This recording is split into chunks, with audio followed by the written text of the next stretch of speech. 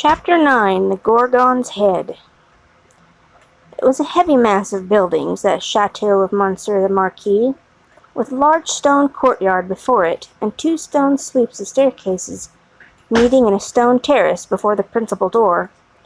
A stony business altogether, with heavy stone balustrades, and stone urns, and stone flowers, and stone faces of men, and stone heads of lions, in all directions, as if the Gorgon's head had surveyed it when it was finished 2 centuries ago. Up the broad flight of shallow steps, Monsieur the Marquis, flambeau proceeded, went from his carriage, sufficiently disturbing the darkness to elicit loud remonstrance from the owl on the roof of the great pile of stable buildings away among the trees. All else was so quiet that the flambeau carried up the steps, and the other flambeau held a great door, burnt as if they were in a close room of state, instead of being in the open night air. Other sound than the owl's voice there was none, save the falling of the fountain into its stone basin, for it was one of the dark nights that holds their breath by the hour together, and then heave a long, low sigh, and hold their breath again. The great door clanged behind him, and Monsieur the Marquis crossed a hall grim with certain old boar spears, swords, and knives of the chase. Grimmer with certain heavy-ridged rods and riding whips, of which many a peasant, gone to his benefactor death, had felt the weight when his lord was angry.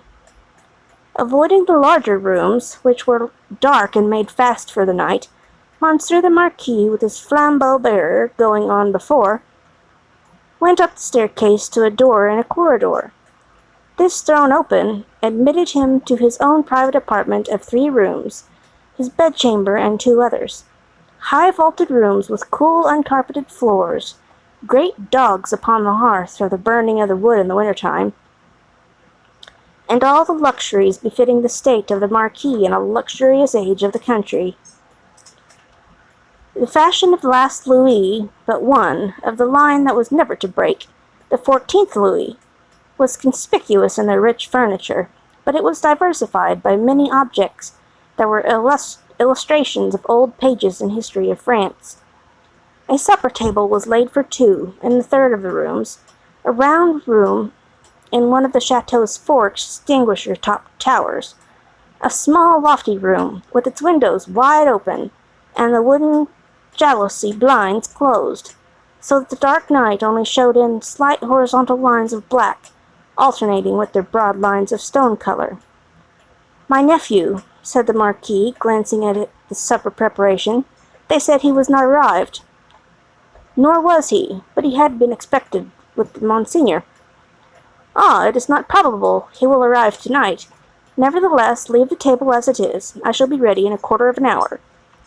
In a quarter of an hour, Monseigneur was ready, and sat down alone to his sumptuous and choice supper. His chair was opposite to the window, and he had taken his soup, and was raising his glass of Bordeaux to his lips when he put it down. "What is that?" he calmly asked, looking with attention at the horizontal lines of the black and stone color. "Monseigneur, that? Outside the blinds. Open the blinds." It was done. "Well?" "Monseigneur, it is nothing. The trees and the night are all that are here." The servant who spoke had thrown the blinds wide, had looked out into the vacant darkness, and stood with that blank behind him, looking round for instructions. "Good," said the imperturbable master. "Close them again." That was done too, and the Marquis went on with his supper. He was halfway through it when he again stopped with his glass in his hand, hearing the sound of wheels. It came on briskly, and came up to the front of the chateau. "Ask who has arrived." It was the nephew of Monseigneur. He had been some few leagues behind Monseigneur early in the afternoon. He had diminished the distance rapidly, but not so rapidly as to come up with Monseigneur on the road. He had heard of Monseigneur at the posting-houses, as being before him. He was to be told, said Monseigneur, that supper waited him then and there, and that he was prayed to come to it. In a little while he came. He had been known in England as Charles Darnay. Monseigneur received him in a courtly manner, but they did not shake hands. "You left Paris yesterday, sir?" he said to Monseigneur, as he took his seat at a table. "Yesterday. And you?" "I come direct." "From London?" "Yes."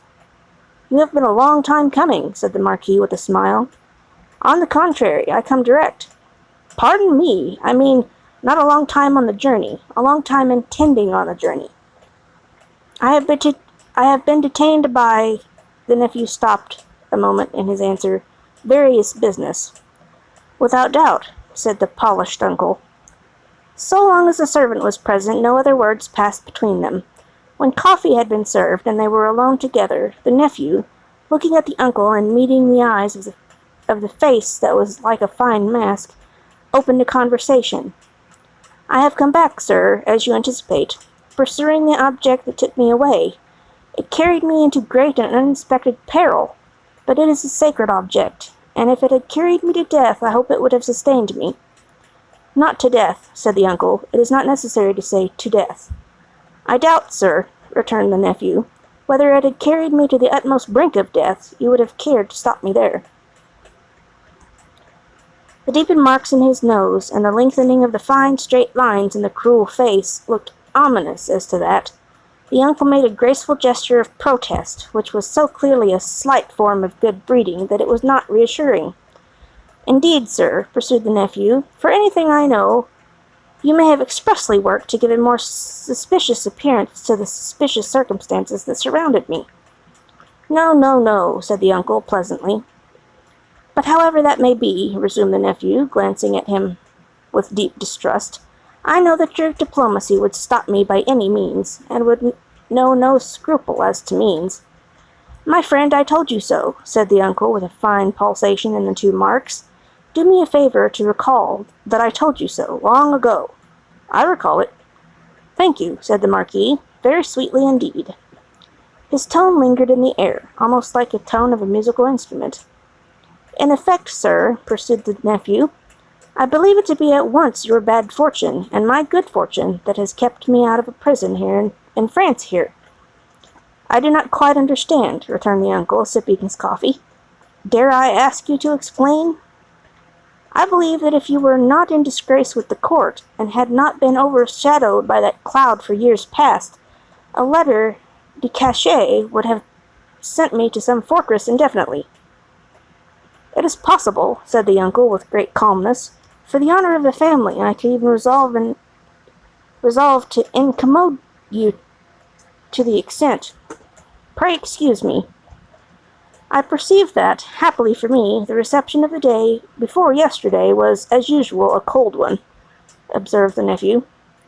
"I would not say happily, my friend," returned the uncle, with refined politeness. "I would not be sure of that. Good opportunity for consideration, surrounded by the advantages of solitude, might influence your destiny to far greater advantage than you influence it for yourself. But it is useless to discuss the question. I am, as you say, at a disadvantage. These little instruments of correction, these gentle aids to the power and honor of families, these slight favors that might so incommode you, are only to be obtained now by interest in opportunity.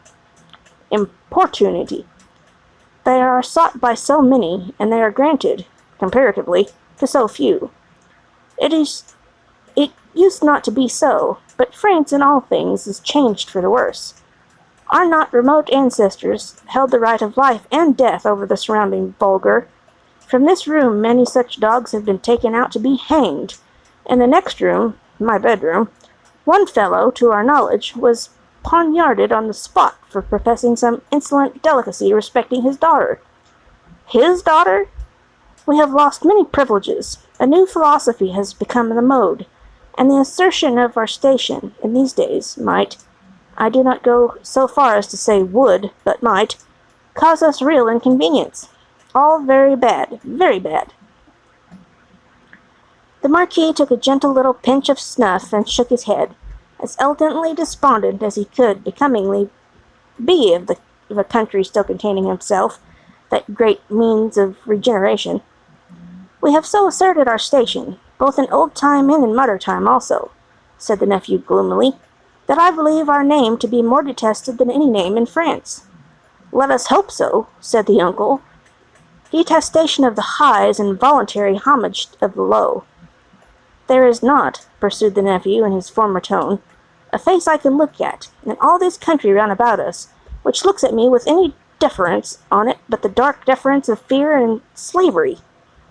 "A compliment," said the Marquis, to the grandeur of the family, "merited by the manner in which the family has sustained its grandeur. Ha!"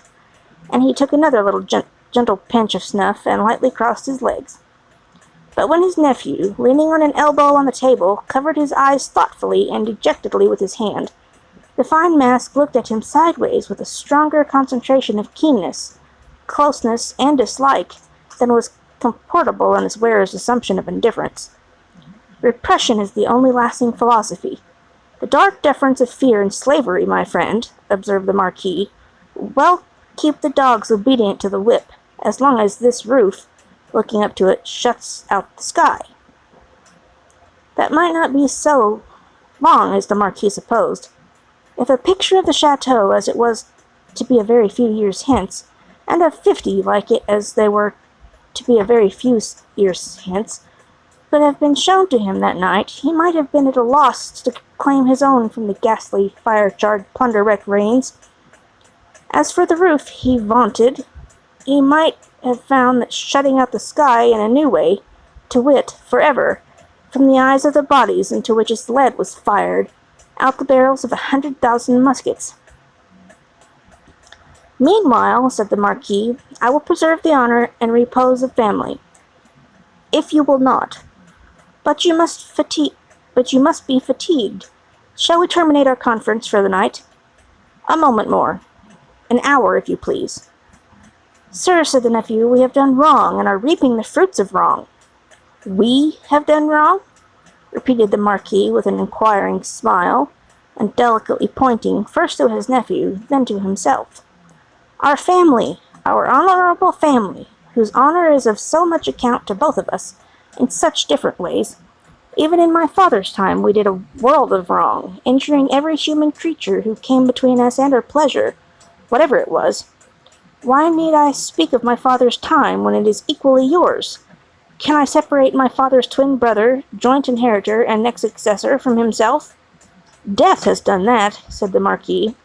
"And has left me," answered the nephew, "bound to a system that is frightful to me, responsible for it, but powerless in it, seeking to execute the last request of my dear mother's lips, and obey the last look of my dear mother's eyes, which implored me to have mercy and to redress, and tortured by seeking assistance and power in vain." "Seeking them from me, my nephew," said the Marquis, touching him on the breast with his forefinger. They were now standing by the hearth. "You will forever seek them in vain, be assured." Every fine straight line in the clear whiteness of his face was cruelly, craftily, and closely compressed, while he stood looking quietly at his nephew, with his snuff-box in his hand. Once again he touched him on the breast, as though his finger were the fine point of a small sword, with which, in delicate fineness, he ran him through the body, and said, "My friend, I will die, perpetuating the system under which I have lived." When he had said it, he took a culminating pinch of snuff, and put his box in his pocket. "Better to be a rational creature," he added then, after ringing the small bell on the table, "and accept your natural destiny. But you are lost, Monsieur Charles, I see." "This property in France are lost to me," said the nephew sadly. "I renounce them." "Are they both yours to renounce? France may be, but is the property? It is scarcely worth mentioning. But is it yet? I had no intention, in the words I used, to claim it yet. If it passed to me from you, tomorrow, which I have the vanity to hope is not probable, or 20 years hence." "You do me too much honor," said the Marquis. "Still, I prefer that supposition. I would abandon it, and live otherwise and elsewhere. It is little to relinquish. What is it but a wilderness of misery and ruin?" "Ha!" said the Marquis, glancing round the luxurious room. "To the eye it is fair enough here, but seen in its integrity under the sky and by the daylight, it is a crumbling tower of waste, mismanagement, extortion, debt, mortgage, oppression, hunger, nakedness, and suffering." said the Marquis again, in a well-satisfied manner. If it ever becomes mine, it shall be put into some hands better qualified to free it, slowly, if such a thing is possible, from the weight that drags it down, so that the miserable people who cannot leave it, and who have been long wrung to the last point of endurance, may in another generation suffer less. But it is not for me. There is a curse on it, and all in this land. And you, said the uncle, forgive my curiosity, do you, under your new philosophy, graciously intend to live? I must do to live what others of my countrymen, even with nobility at their backs, may have to do some day. Work. In England, for example? Yes, the family honor, sir, is safe from me in this country. The family name can suffer from me in no other, for I bear it in no other. The ringing of the bell had caused the adjoining bedchamber to be lighted. It now shone brightly through the door of the communication. The Marquis looked that way, and listened for the retreating step of his valet. England is very attractive to you, seeing how indifferently you have prospered there, he observed then, turning his calm face to his nephew with a smile. I have already said that for my prospering there, I am simply sensible.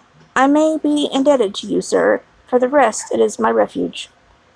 They say, those boastful English, that it is the refuge of many. You know a compatriot who has found a refuge there? A doctor? Yes. With a daughter? Yes. Yes, said the Marquis, you are fatigued. Good night. As he bent his head in his most courtly manner, there was a secrecy in his smiling face, and he conveyed an air of mystery to those words, which struck the eyes and ears of his nephew forcibly. At the same time, the thin, straight lines of the setting of the eyes, and the thin, straight lips, and the markings in the nose, curved with a sarcasm that looked handsomely diabolic. Yes, repeated the Marquis, a doctor with a daughter. Yes, so commences the new philosophy. You are fatigued. Good night. It would have been of much avail to interrogate any stone face outside the chateau as to interrogate that face of his. The nephew looked at him in vain in passing on to the door. Good night, said the uncle. I look to the pleasure of seeing you again in the morning. Good repose. Light Monsieur my nephew to his chamber there, and burn Monsieur my nephew in his bed, if you will, he added to himself, before he rang his little bell again, and summoned his valet to his own bedroom. The valet come and gone, Monsieur the Marquis walked to and fro in his loose chamber robe, to prepare himself gently for sleep, and that hot still night, rustling about the room, his softly slippered feet making no noise on the floor. He moved like a refined tiger, looking like some enchanted marquis of the impenitently wicked sort, in story, whose periodical change into tiger form was either just going off or just coming on.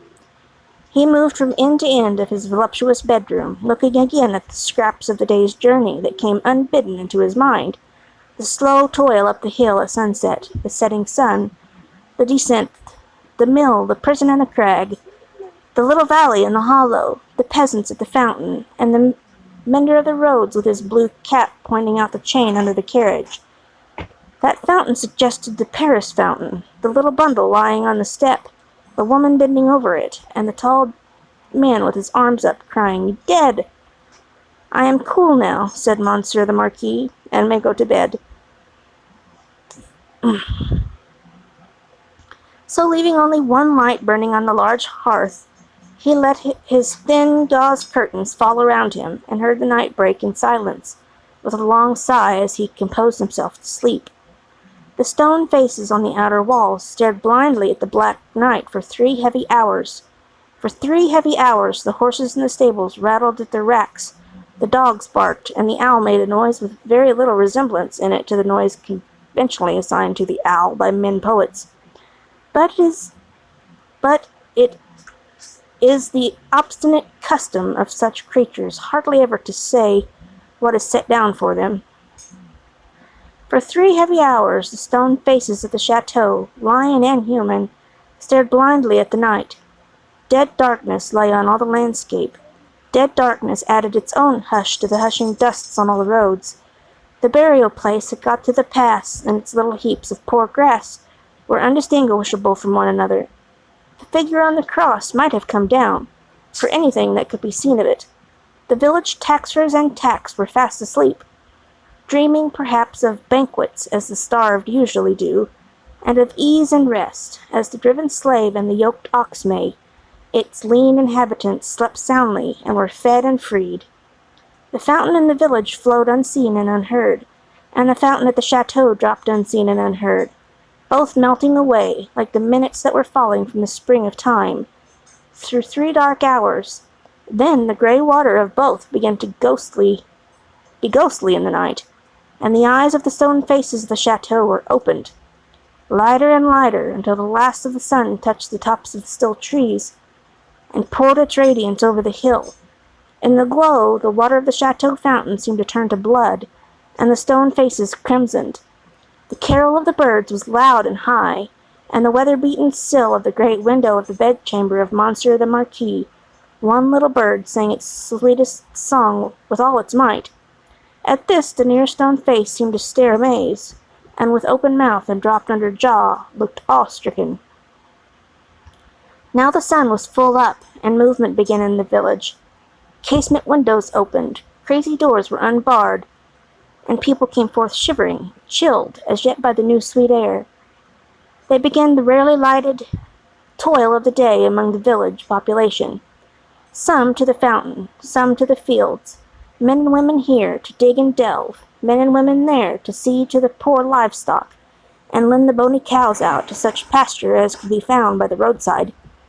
In the church and the cross, a kneeling figure or two attended on the latter prayers, the led cow trying for a breakfast among the weeds at its foot. The chateau awoke later, as became its quality, but awoke gradually and surely. First the lonely boar spears and knives of the chase had been reddened as of old, then had gleamed trenchant in the morning sunshine. Now doors and windows were thrown open. Horses in their stables looked round over their shoulders at the light and freshness pouring in at the doorways. Leaves sparkled and rustled at the iron-grated windows. Dogs pulled hard at their chains and reared impatient to be loosed. All these trivial incidents belonged to the routine of life, and the return of morning. Surely not so the ringing of the great bell of the chateau, nor the running up and down of the stairs, nor the hurried figures on the terrace, nor the booting and tramping here and there and everywhere, nor the quick saddling of horses and riding away. What winds conveyed this hurry to the grizzled mender of the roads, already to work on the hilltop beyond the village, with his day's dinner, not much to carry, lying in a bundle that it was worth no crow's while to peck at, on a heap of stones? Had the birds, carrying some grain of it to a distance, dropped one over him as they sowed chance seeds? Whether or no, the mender of the roads ran, on the sultry morning, as if for his life, down the hill, knee-high in dust, and never stopped till he got to the fountain.